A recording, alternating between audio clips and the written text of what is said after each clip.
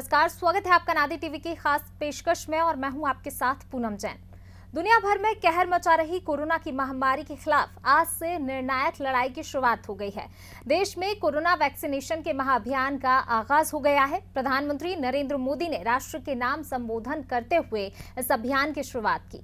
PM Modi ने कहा कि आज के दिन का पूरे देश को बेसब्री से इंतजार था। कोरोना के मुश्किल दौर को याद करते हुए पीएम मोदी भावुक भी हुए। उन्होंने कहा कि आज वो वैज्ञानिक, वैक्सीन रिसर्च से जुड़े लोग प्रशंसा के हकदार हैं जो बीते कई महीनों से कोरोना के खिलाफ वैक्सीन बनाने में जुटे हुए थे। आमतौर पर एक वैक्सीन बनाने में वर्षों लग जाते हैं, लेकिन इतने कम समय में एक नहीं 2 मेड इन इंडिया वैक्सीन तैयार हुई हैं। पीएम ने कहा कि जिस धैर्य के साथ कोरोना का मुकाबला किया, वैसा ही धैर्य वैक्सीनेशन के समय दिखाना है। पीएम मोदी ने कहा कि आपको किसी प्रकार के प्रोपेगेंडा या दुष्प्रचार से बचकर रहना है। शुरुआत में हम mask, PPE kit, testing kits, ventilators जैसे जरूरी सामान के लिए भी विदेशों पर निर्भर थे। आज इन सभी सामानों के निर्माण में हम आत्मनिर्भर हो गए हैं और इनका निर्यात भी कर रहे हैं। आत्मविश्वास और आत्मनिर्भरता की इसी ताकत को हमें टीकाकरण के इस दौर में भी सशक्त कर रहा है। राष्ट्र सिर्फ मिट्टी, पानी, कंकड़, पत्थर से नहीं बनता, बल्कि राष्ट्र का अर्थ होता है हमारे लोग।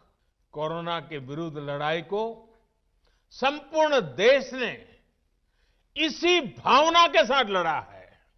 आप सभी स्वस्थ रहें, इसी कामना के साथ इस टीकाकरण अभियान के लिए पूरे देश को बहुत बहुत शुभकामनाएं देता हूं। देश के वैज्ञानिकों का, रिसर्चर्स का, लैब में जुड़े हुए सब लोगों का, जिन्होंने पूरे साल एक ऋषि की तरह अपनी लैब में जीवन खपा दिया और ये वैक्सीन देश और मानवता को दी है। मैं उनको भी विशेष रूप से अभिनंदन करता हूं, उनका आभार व्यक्त करता हूं। मेरी आप सबको बहुत बहुत शुभकामनाएं हैं।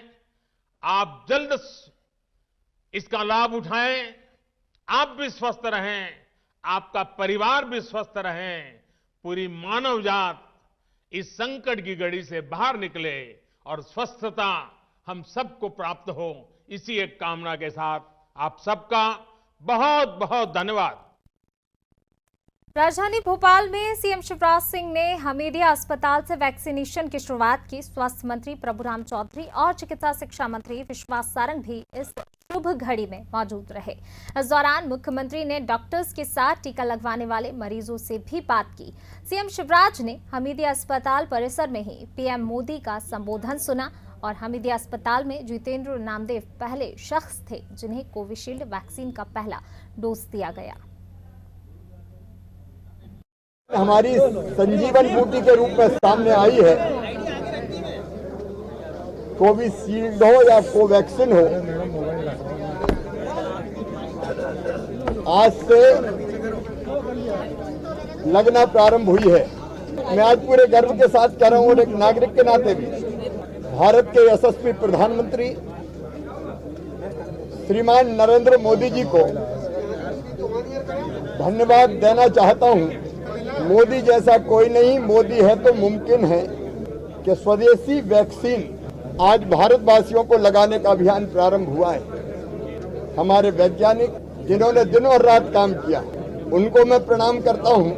और आज जब कोविड को समाप्त करने के लिए ये संजीवन बूटी हमारे पास आई है और उन सभी साथियों को प्रशासन के, जनता के, समाजसेवी, स्वयंसेवी संस्थाएं, क्राइसिस मैनेजमेंट ग्रुप के लोग जिन्होंने इस लड़ाई में भरपूर सहयोग दिया है, और मुझे पूरा विश्वास है कि जनता के सहयोग से टीकाकरण के अभियान को हम बिल्कुल निर्विघ्न संपन्न करेंगे और इस बीमारी को पूरी तरह से समाप्त करेंगे। वैक्सीनेशन की शुरुआत हुई है। दुनिया के सबसे बड़े वैक्सीनेशन प्रोग्राम के हम साक्षी बने हैं। हमारे लिए बहुत सौभाग्य की बात है।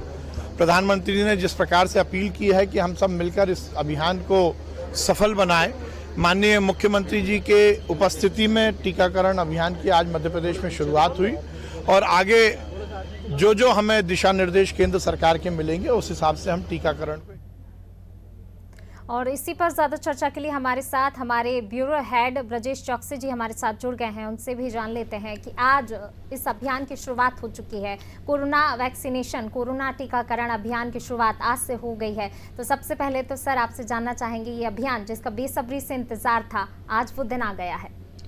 देखिए पूनम, इसकी पूरी तैयारी थी। केंद्र सरकार ने एक बाकायदा गाइडलाइन बनाई थी कि पहले किसको कोरोना वैक्सीन लगेगी, स्वास्थ्य कर्मियों को लगेगी, ये जिनकी संख्या 1 करोड़ के लगभग है। इसके बाद फ्रंट वॉलंटियरों को लगेगी, जिनमें पुलिस आते हैं, स्वच्छता कर्मी आते हैं, जो सीधे कोरोना योद्धा हैं, कोरोना से सीधे मुकाबला कर रहे हैं या जिनके टच में रहते हैं। तो उस तरह से ये वैक्सीन लगाने की पूरी गाइडलाइन है। इसके बाद 50 साल से अधिक उम्र के या 50 साल से कम उम्र के वो लोग जो गंभीर बीमारियों से जूझ रहे हैं उनको वैक्सीन लगाई जाएगी। तो ये चरण बाई चरण स्तर पर ये वैक्सीन का काम होगा, वैक्सीनेशन का काम होगा, लोगों को लगेगी। और उस बीच में ही हम देख रहे हैं किस तरह से इसमें सियासत हो रही है। कांग्रेस अलग आरोप लगा रही है, सपा कह रही है भाजपा की वैक्सीन है। तो ये दूसरे लोगों को गुमराह करने का एक अलग राजनीति चल रही है, जबकि ये देश का सबसे बड़ा अभियान है। मैं आपको बता दूं कि भारत वो देश है जो पूरी दुनिया की 60% वैक्सीन बनाता है और सर्वाधिक मतलब हमारे यहाँ ही इसका अभियान चलता है। 5.5 करोड़ महिला और नवजात शिशुओं को हर साल लगभग 40 करोड़ वैक्सीन लगती हैं। तो हम वैक्सीन लगाने में पहले से ही दुनिया के लिए एक वो हैं कि किस तरह से हम वैक्सीनेशन करा रहे हैं। पोलियो की वैक्सीन हो चाहे अन्य वैक्सीन हो, हम बहुत अच्छे से अभियान हमारे यहाँ चलता है। और जो सवाल उठ रहे हैं, हम हर माता पिता और बच्चे सब जानते हैं, जो समझदार हैं, जो बच्चों को वैक्सीन लगवाने जाते हैं, कि उसका रिएक्शन कितने टाइम में होता है। और ये वैक्सीन जब मार्केट में आती है पूनम, तो कोई इसी तरह से नहीं आती। पहले इसका लैब में बाकायदा टेस्ट होता है, उसका परीक्षण किया जाता है। इसके बाद ये जानवरों पे इसका परीक्षण किया जाता है कि उनमें क्या साइड इफ़ेक्ट हैं। फिर इंसानों पे होता है। इस वैक्सीन भी कम से कम 24,000 लोगों को लगी है। इसके बाद ये इस तरह से सफल होती है। उसके पूरा टेस्ट के बाद, वैज्ञानिकों का अप्रूवल के बाद ये मार्केट में आती है।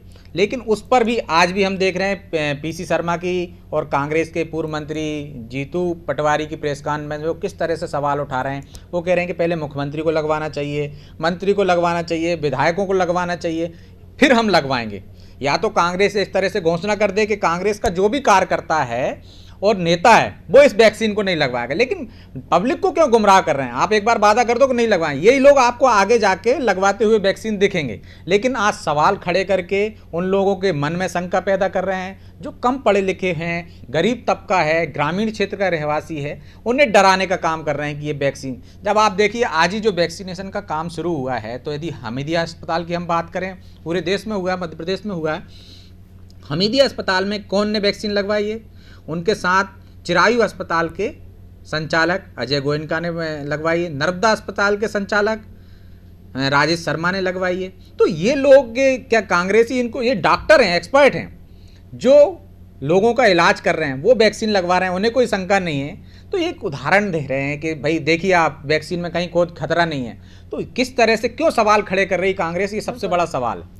बिल्कुल ब्रजेश जी, हमने देखा है शुरू से, चाहे कोरोना की बात की जाए, जब कोरोना फैलना शुरू हुआ था और उसके बाद लॉकडाउन, फिर उसके बाद जब ड्राई रन हुआ, कांग्रेस शुरू से ही सवाल उठाती रही। ऐसे में कांग्रेस का सवाल उठाना है, यानी कि एक तरीके से राजनीति कर रही है कांग्रेस। इस हर मसले पर एक गंभीर समस्या है, महामारी है, पूरी दुनिया इस जो है महामारी से जूझ रही है। ऐसे में अगर सियासत के चक्कर में इस तरीके के सवाल उठा रहे हैं, तो कहीं ना कहीं वैज्ञानिकों का मनोबल भी टूटता है। ऐसे में वैज्ञानिकों के ऊपर सवाल खड़े होते हैं, उन्होंने कई महीने मेहनत की है।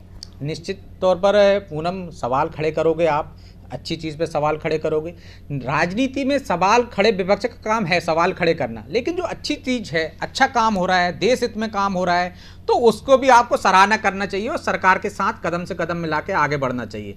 कोई ज़रूरी नहीं राजनीति करने में हर चीज़ का ही आप विरोध करो। ये विपक्ष जिस तरह से अब हम भूमिका देख रहे हैं, ऐसा हमने पहले कभी नहीं देखा। इतने सालों तक कांग्रेस ने देश पर राज किया है। अटल बिहारी वाजपेयी नेता प्रतिपक्ष रहे हैं, या भाजपा प्रतिपक्ष रही है, या अन्य कम्युनिस्ट रहे हैं, उनकी भूमिका हम देखते हैं कि जब कोई देश हित की बात आती है, देश से जुड़ा मुद्दा आता है, तो वो सपोर्ट करते हैं सरकार का। विरोध जो चीज़ों का करना चाहिए, महंगाई का विरोध हुआ था भाजपा सरकार में, जब अटल जी की सरकार थी पूरे सबने विरोध किया। आपको विरोध करने का हक है, जो सही चीज़ है उसका विरोध होना चाहिए। लेकिन आज की तारीख में हम देखते हैं कि हर चीज़ में सियासत होती है, हर चीज़ में।